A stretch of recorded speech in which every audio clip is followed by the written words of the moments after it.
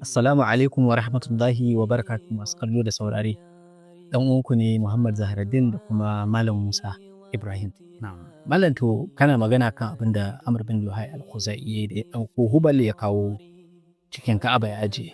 Mutane kuma suka girmama ganin cewa shi ne shi ne girma. Gaskiya ne. Ka san a karamakallah Malam Zaharaddin yawanci in Shedan yana son ya halakar da al'umma kai tsaye wani zurin ba shirka ko kafirci yake zuwa da shi kai tsaye. Yakan zo ne da bid'a. Asalin abin da yake addini sai ka bar shi sai ka ƙirƙiro wani abu sai ka fara yi a cikin addini.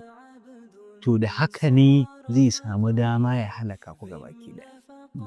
Subhanallah. Shi wannan mutumin shi a ganin shi wa'annan gumakan da wa'annan mutane ke bauta a yankin Sham mutanen kirki ne asalinsu. Waliyai ne bayan Allah wanda suka dage wajen bautan Allah. Da suka rasu sai mutane suka yi baƙin ciki da rasuwansu kamar yadda ya faɗa a zamanin Annabi Nuhu alaihi salam. To sai Shedan ya zo sai ce to ku yi wani abu mana don ku dinga tunawa da wannan bayan Allah. Sai a yi zanen su ko a yi mutumin su. To in tafiya ce tafiya sai ga kawai daga wannan an koma tabarruki da su.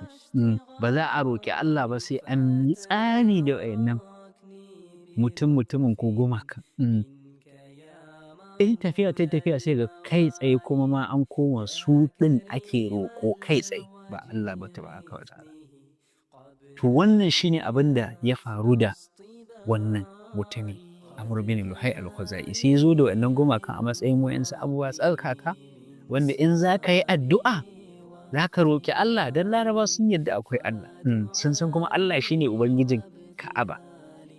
Amma suna ganin su ba su da tsarkin da za su iya roƙon Allah kai tsaye ya amsa masu sai sun tsanci sun ɗani da influence in shi Amr bin Luhay al-Khuzai. Malam Zalban katse ka kaɗan ana. Na. Wato yanzu Allah ya kawo mu wasu shekaru wanda akwai waɗanda ake kira influencers. To Amr bin Luhay al-Khuzai a zamanin shi influencer ne. Gaskiya ne. So ya yi influencing negatively to al'ummar. Gaskiya ne. Don shi ya lalata al'amuran Tauhidi gaba ki. Don haka kira ne ga influencers. Duk abin da za ka yi ka tabbatar ranar gobe kiyama za ka iya kare kanka a gaban Allah Madaukakin Sarki. Ku kai waye. Don wallahi yanda abin da Amr bin Luhay al-Khuzai yayi kun ga ai kamar yadda malam yayi bayani da niyya ce kyakkyawa.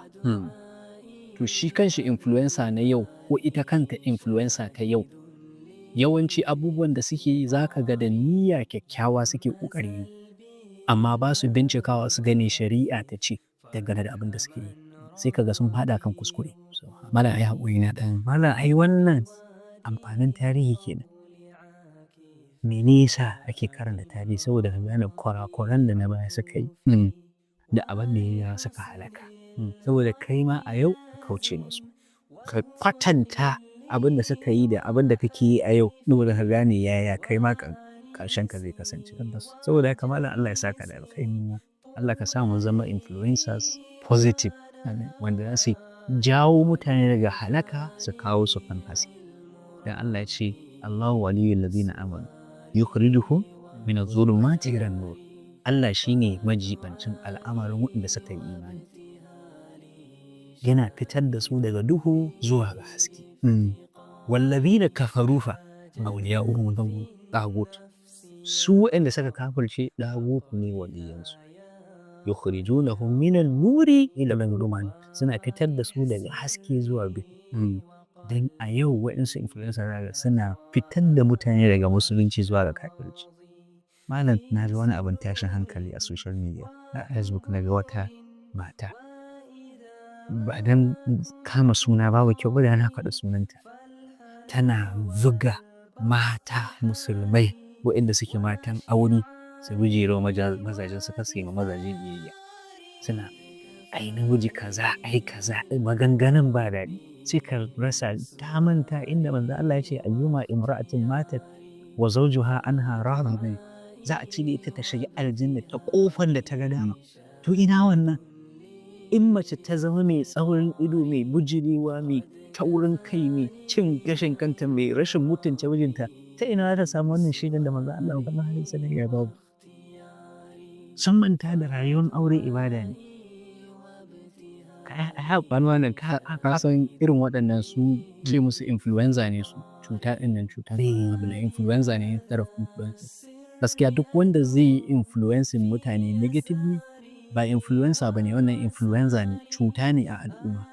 Don haka mu yi ƙoƙari mu zama mutane wanda alheri kaɗai ake samu daga gare mu. Malam mun zo kan gaba, ai haƙuri na sake katse mu. A bayanin da muke na ɗauko wata magana da nake ganin gaba ne da ya zo da ya kamata a ce mun tattauna kuma lokaci ya yi za mu dakata a nan sai idan Allah ya sake dawo da mu sai mu ɗaura daga daidai inda muka tsaya shi abin da Amr bin Luhay al-Khuzai yi na bautan gumaka kasancewar shi influencer a zamanin but negative influence with the intention of positive influence with the intention of influencing positively. To sai Allah ya sake haɗa mu. Assalamu alaikum wa rahmatullah.